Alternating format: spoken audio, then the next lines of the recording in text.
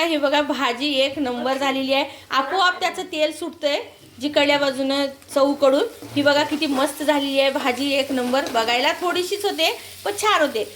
बिलकुल कांदा टोमॅटो काहीच न घालता एकदम एक नंबर भाजी. लसूण राई आणि जिरा घालून अशी भाजी करायची आहे का? मग चला मग बघूया आईच्या पद्धतीने. आणि ह्याचं नाव काय मला नक्की सांगा. आमच्याकडे मात्र ह्याला आवऱ्याच्या शेंगा म्हणतात. चला मग बघूया आता आपण आईचा हा व्हिडिओ. नमस्कार श्री स्वामी समर्थ. तर बघू शकता ह्याला तुम्ही काय म्हणता हेही सांगा. आमच्याकडे मात्र ह्याला भाजी आवऱ्याच्या शेंगा म्हणतात. ह्याला भाजीचा आवरा म्हणतात. एक भज्जीचा आवरा असतो म्हणजे जे येळू अमावस्याला करतात का नाही तो भज्जीचा आवरा वेगळा असतो. हा भाजीचा आवऱ्याची शेंगा आहे. तर ह्याची भाजीसुद्धा आपण करूया. कशा प्रकारची होती ते मी तुम्हाला दाखवते. तर हे बघा ह्याला आवऱ्याच्या शेंगा म्हणतात नुसत्या. तर हे शेंग असते ह्याची तोडून आपण दोन भाग केलेले आहेत.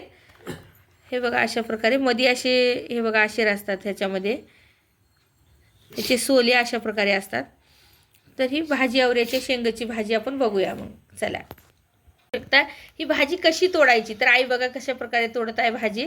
असं तोडून घ्यायची. हे एकातून दोन करायचे म्हणलं तर कुठे किडा काही राहू शकते. आणि ती बघा तशा प्रकारे ती काडी कचरा त्याचे शिरा काढून घ्यायच्या आणि अशा प्रकारे तोडून घ्यायची शेंगा. म्हणलं तर छान छोटे छोटे. आणि कोणी कोणी अख्खे तोडतात पण तसे तोडू नका. त्याच्यामध्ये आळी किडा राहू शकते.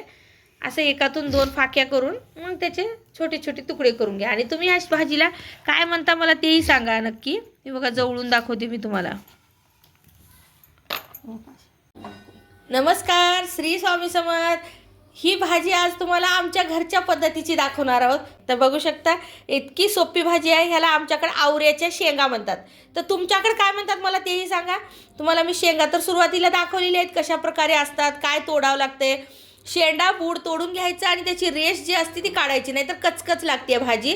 त्यामुळे तसं करायचं. हे बघा आई आणखी काही एक दोन असले तर काढत आहे बघा. आणि ह्याची हे असे शेंगाच्या मधलं असं असते बघा. ह्याच्यावरून तरी तुम्ही मला सांगा ह्याचं नाव काय आहे ते. मी दुरून जवळून तुम्हाला दाखवत आहे दोन्ही बाजूने.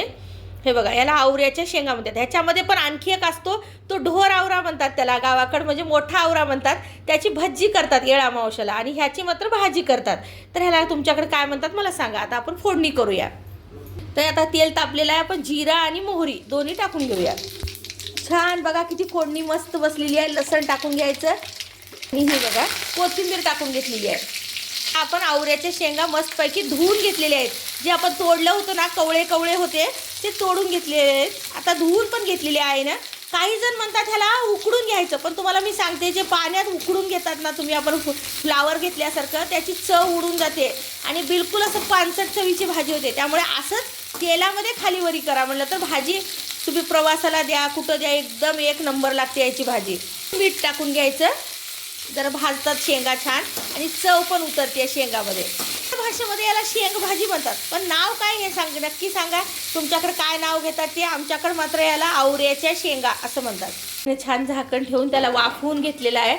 तेलामध्येच वाफवून घ्यायचं. बिलकुल करपत नाहीत ह्या शेंगा आणि खायला एकदम चांगली आणि भरपूर चांगलं राहते शरीरासाठी. मी खरं सांगू का गावाकडल्या लोकांना कॅल्शियम माहीत नाही प्रोटीन माहीत नाही विटॅमिन माहीत नाही. फक्त हे अशा प्रकारे खातात. खाल्लं ना तरी शरीरामध्ये चांगलं राहते आणि एकदम मजबूत राहतात.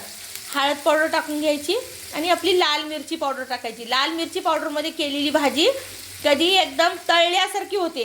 हे बघा हिरवं मिरचू आणि हिरव्या मिरच्यात केलेली भाजी चवीला छान लागते पण जराशी उकडून काढल्यासारखी होते भाजी.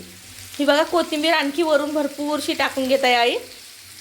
शेंगदाण्याची कूट म्हणजे आपलं जे शेंगदाण्याचं कूट असते की नाही वाटलेलं तर मोठं मोठं ते कूट टाकून घ्यायचं. प्रकारे असं मिक्स करून घ्यायचं भाजी.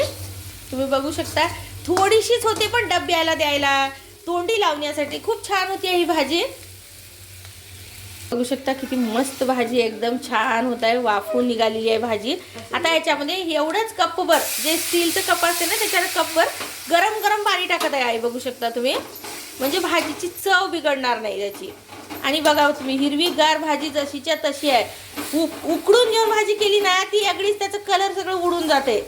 तसं करायचं नाही. अशी फटाफट बघा तुम्ही आईला 5-10 मिनिट लागले असतील भाजी करायला. एवढ्याच वेळामध्ये जर शेंग तोडलेली आणि धुतलेली असली ना तर इतकी बघा किती भारी होते.